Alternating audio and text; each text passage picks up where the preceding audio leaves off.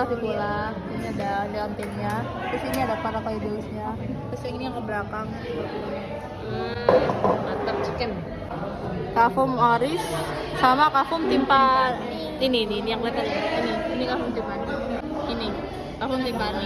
Jadi habis dari sini ada os vertebrae cervicalis kalau di os vertebrae thoracalis.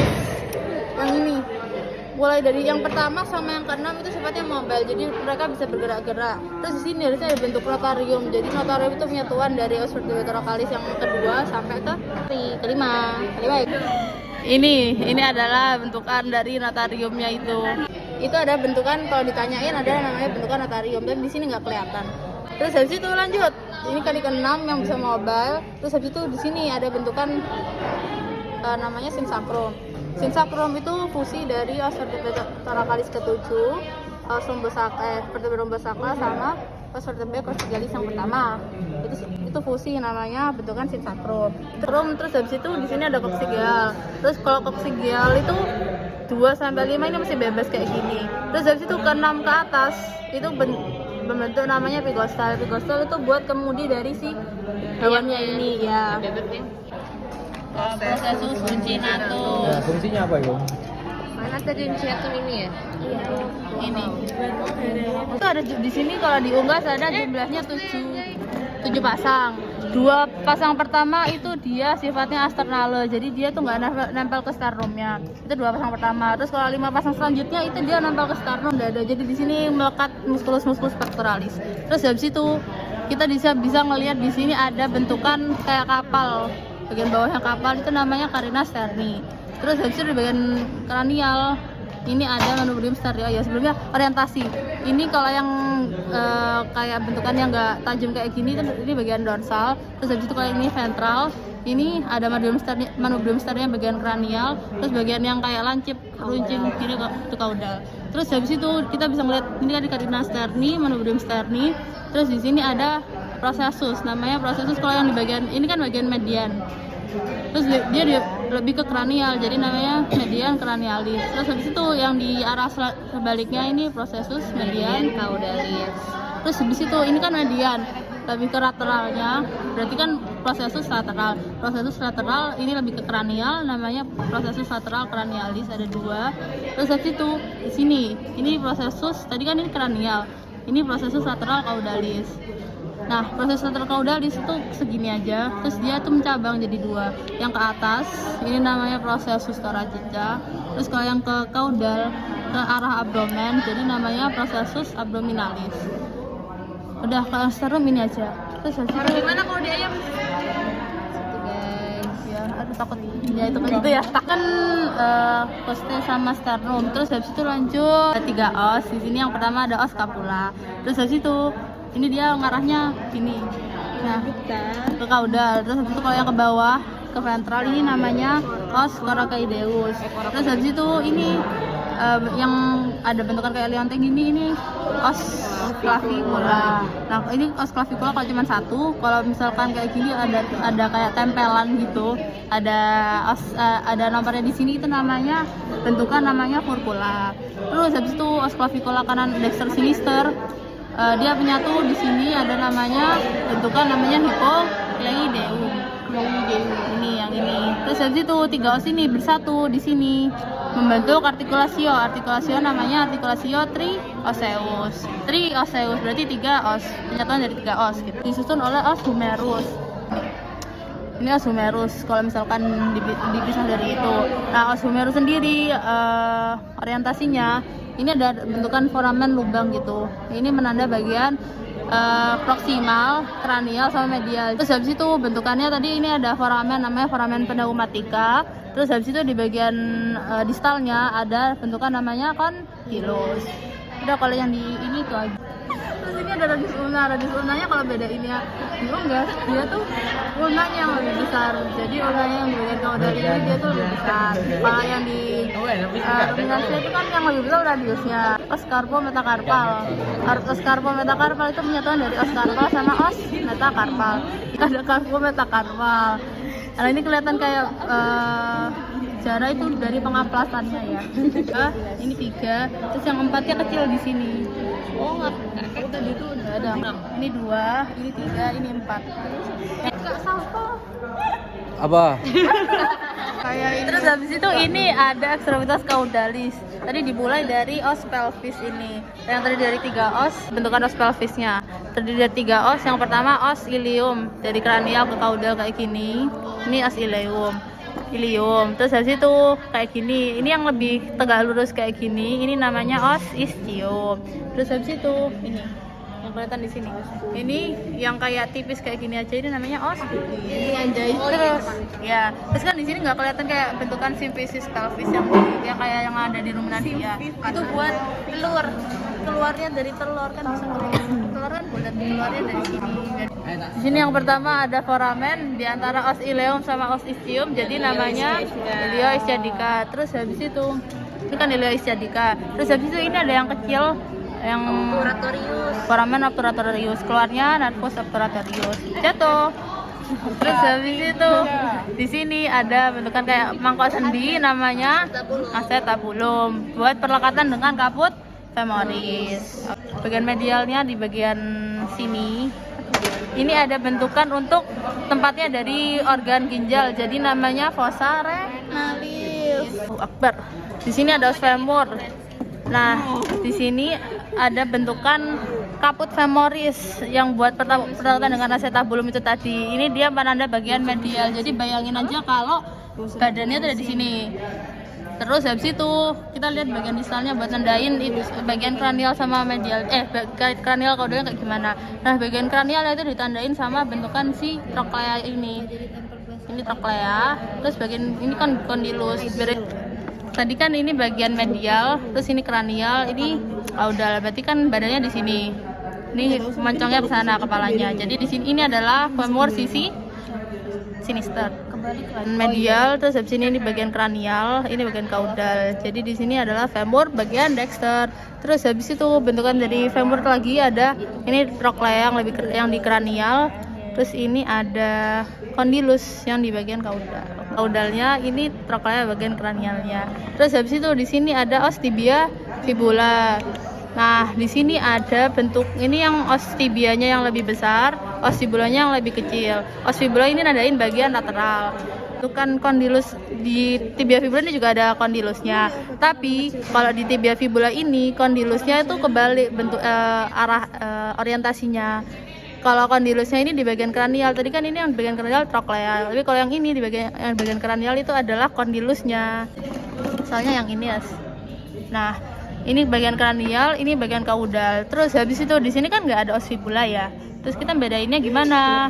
Bedainnya dari si ini ada kayak penjuluran gitu. Nah, kalau yang ada penjuluran ini bagian lateral. Terus habis itu badannya di sini. Jadi ini adalah os tibia fibula sebelah dexter.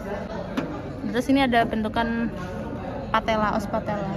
Ini os tarsal, metatarsal. Di sini. Set. Fusi dari os tarsal sama os metatarsal. Terus ke digitinya. Ini kita ngitungnya dari medialnya kan bagian sini. Ini adalah digiti 1, 2, 3 yang lebih paling panjang sama 4. Nah, terus ruas dari digitinya itu kalau yang 1 ada 3 ruas, 1, 2, 3. Terus habis itu kalau yang 2 ada 3 ruas juga, 1, 2, 3. Kalau yang ketiga itu ada 4 ruas, 1, 2, 3, 4. Terus kalau yang keempat itu ada 5 ruas. 1, 2,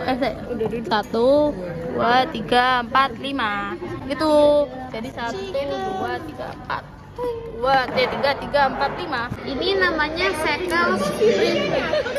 Ada Tulisannya gimana sih? Sekel splinter. Kok 10.000 sejam? Ya kan ukurannya segini, terus tiba-tiba di sini gede. Nah, di dalam sini ini ada sekal tonsilnya. Berarti kalau ada ininya nggak ada cluenya nggak kalau mau ngomongin sekal tonsil? Ada cluenya kalau sekal tonsil. Cluenya apa? Terdapat limfoid, organ limfoid apa? Bisa menemukan adanya seperti pada osteo ya, kalau pada paru kulmen, ada piringnya tomium ini kan beda struktur kan ya, kayak ada kelihatan tipis-tipis ya. Di sini kita bisa melihat adanya lubang hidung. Nah, lubang hidung ditutupi oleh struktur bentukan yang disebut Nostril. nostril. Dia ditunjuknya dekat telinga atau Udah pasti di fix daerah earlobe. pasti earlobe. Ya, pial atau watel, jengger atau kom. Fungsinya untuk organ integumen ya. Jadi untuk menyesuaikan suhu tubuh, darahnya keluar lewat ini. Wow. Terus kita lihat lagi di bawah, kita buka seperti ini. Ya, ada paru atas, paru bawah. Kalau paru atas, kita lihat adanya langit-langit mulut yang strukturnya kelas. Ya, kan itu kan kalau kita nyebutnya ada os palatina ya. Iya. Nah, di sana ada bentukan struktur ruge atau bentukan tidak rata yang disebut ruge palatina. Yang ini. Di tengah-tengahnya kita bisa menemukan namanya koana. Jadi koana merupakan celah yang yang menghubungkan antara kafum nasi dengan kafum oris. Ya, sebagai tempat lewatnya udara. Kan ini bakal tembus ke dalam sini. Koana. Koana. Di sisi kaudal dari koana kita bisa menemukan adanya celah yang lebih kecil yang disebut celah infundibulum. Untuk apa Kak? Celah infundibulum itu untuk menyesuaikan tekanan pada daerah rongga telinga.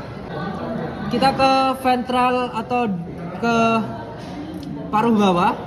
Di sini kita bisa menemukan organ lingua yang digantung oleh Frenulum lingualis. Oke, sip.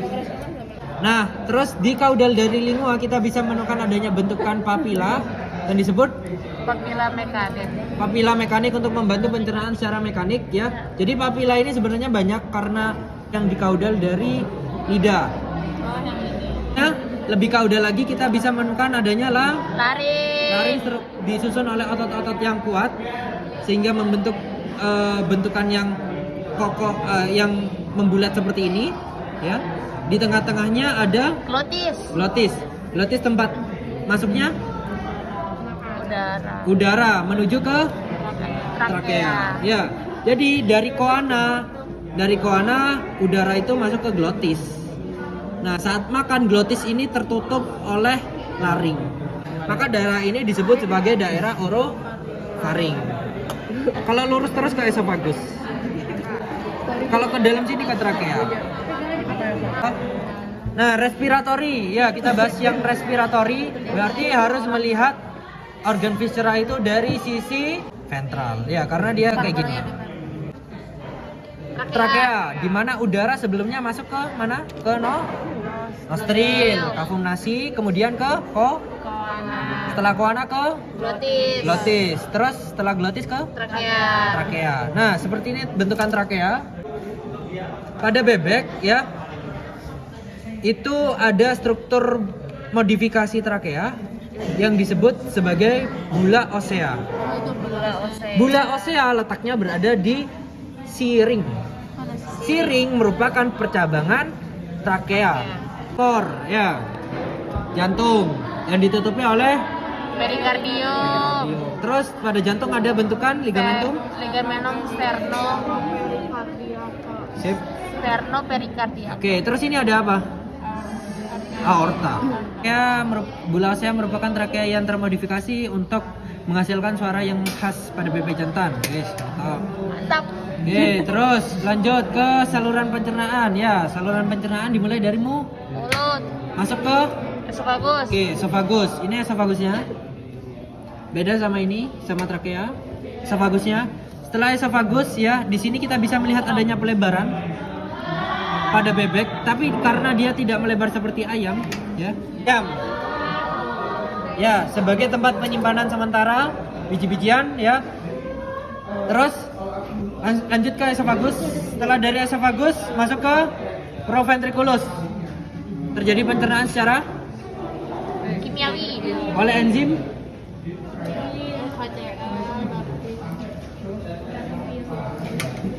ya, terus lanjut ke ventriculus. Nah, sebelum ke ventriculus, di sini ada bentukan penyempitan yang disebut sebagai isthmus. Ventriculus. Terjadi pencernaan secara mekanik dibantu oleh bentukan Apa? Ventriculus. Ventriculus, nama lainnya Ampela. ampela atau gizzard. Ya, ampela atau gizzard. Ya, ini yang kalian suka. Ini tepatnya penyerapan nutrisi pada usus, dimulai dari usus 12 jari atau usus halus dari duodenum yang membentuk struktur Loop duodenale. bentukan U yang disebut loop duodenale. Di tengah-tengahnya ada Pankreas. pankreas. Tapi sebelum ke duodenum, di sini ada penyempitan lagi nih, Pylorus. yang namanya pylorus. Jadi pylorus merupakan penyempitan yang antara ventriculus dengan duodenum. Jejunum. Ya, jejunum kayak gini panjang. Terus di tengah-tengah jejunum kita bisa melihat adanya diverticulum Meckel atau diverticulum vitelline, berfungsi untuk Dan embrio dengan egg yolk. ini ya. Menemukan itu berarti itu ileum. Tapi untuk yang teori kedua itu ada panjang ileum sama dengan panjang Sekum. Ya, jadi tinggal ukur aja gampang.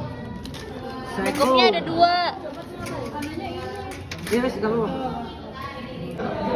batu kerikil. Itu mereka makan itu tapi mana di perut. Iya, jadi kerikil itu asalnya dari luar yang dimakan. Ini enggak ada. Ya, di sekum di sini kalian bisa melihat adanya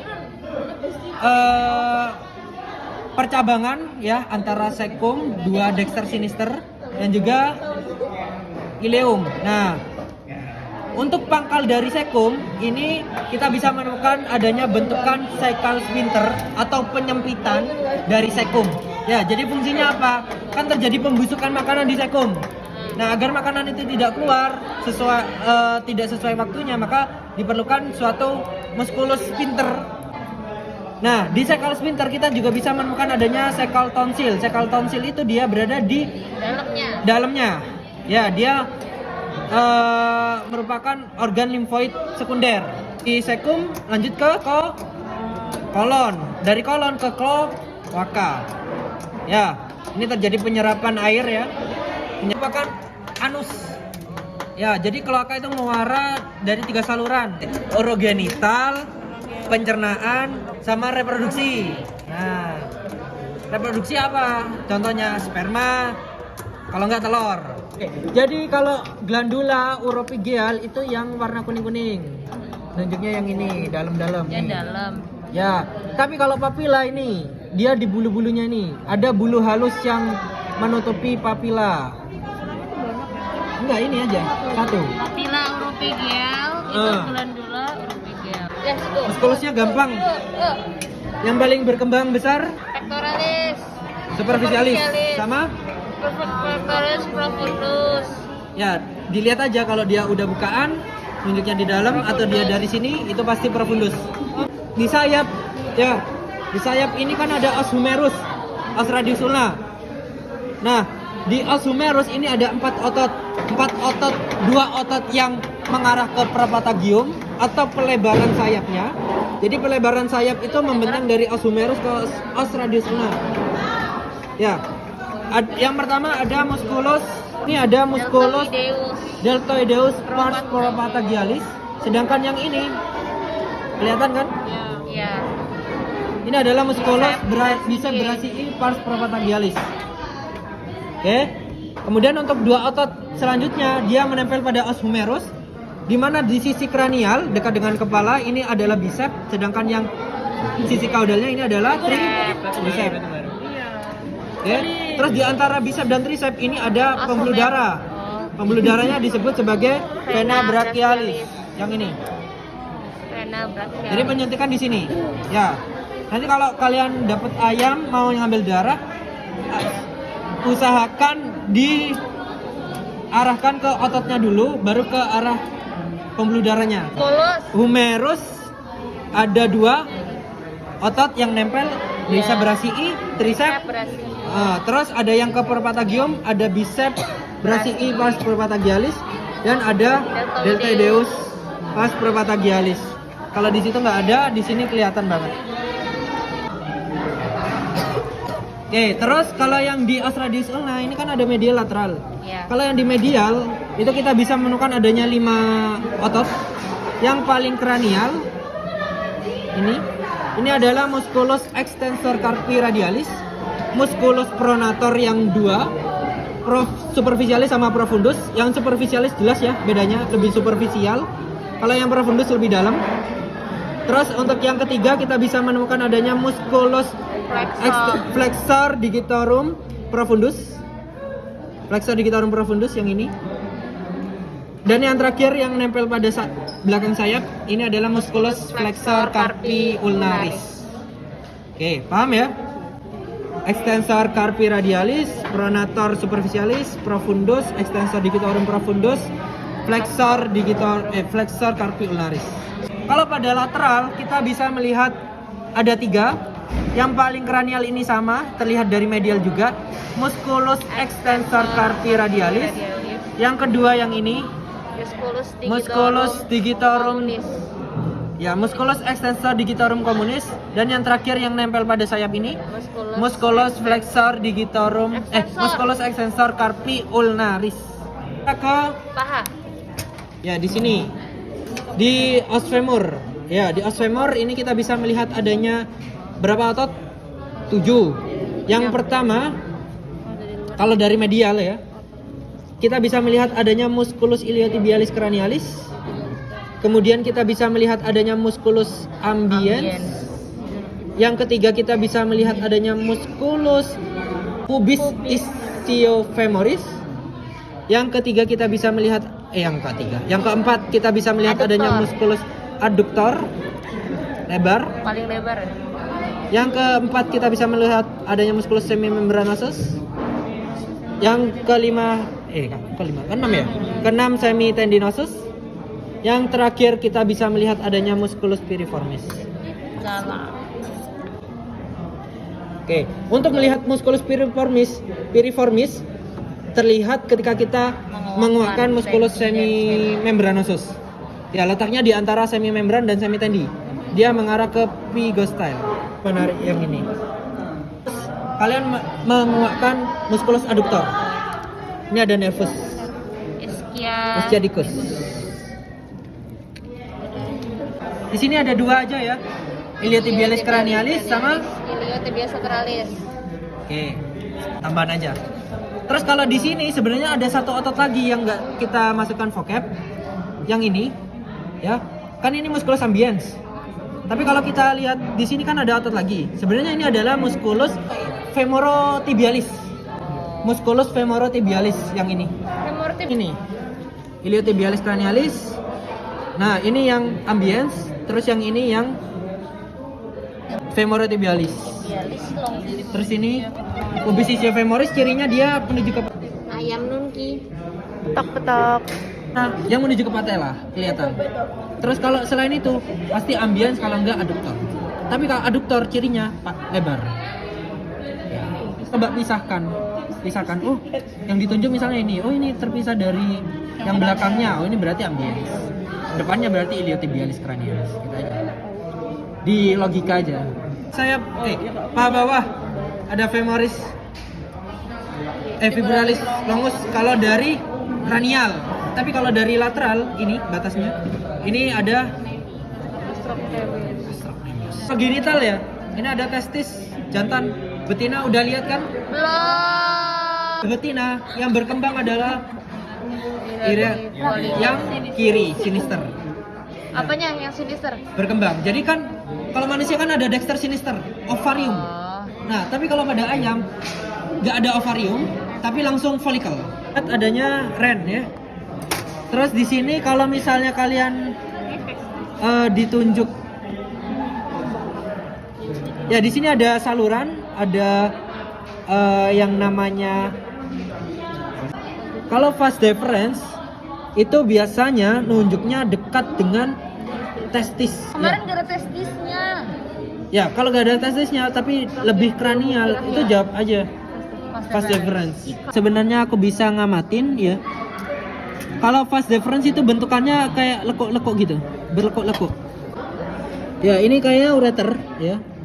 Karena dia masuk ke ini, masuk ke daerah ginjal atau keluar dari ginjal lebih tepatnya. Yang ini kayaknya. Ayam betina, ayam cewek. Ya, terus pokoknya clue-nya itu ya. Pokoknya dekat dengan testis itu pasti vas deferens. Hierarki folikuli ya, ini telur-telur kecil yang belum matang, ini yang hampir matang, yang lebih gede mati, ini yang bosok. Nanti kalau udah gede, udah matang, dilepaskan masuk ke oviduct. Ini oviduct. Banyak lemak-lemaknya. Oviduct kayak gini. Nah, di sini kalian bisa melihat adanya bentukan seperti corong. Isinya sama seperti fimbre, menangkap ovum. Oviductnya ini ada 3. Ada infundibulum, magnum yang berlekuk-lekuk, terus isthmus yang ada di akhiran sini. Isthmus terjadi penambahan kerabang, magnum penambahan putih telur, infundibulum untuk menangkap kuning telur. Keluarnya di kloaka. Kalau jantan ada palusnya. Ya apa? Ini loh kelihatan 2. 2 itu palus. Beda sama ini. Ya. Nggak ada.